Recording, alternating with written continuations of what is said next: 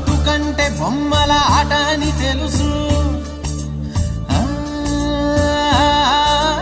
కథ అని తెలుసు,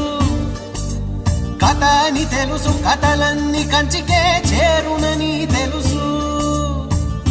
తెలుసు తెర తొలుగుతుందని, తెలుసు తెల్లారుతుందని, తెలుసు ఈ కట్టె పుట్టుకుమంటదని, తెలుసు ఈ మట్టి మట్టిలో కలిసిపోతదని, ఇన్ని తెలిసి ఇరకాటంలో పడిపోతావు ఎందుకని మాయా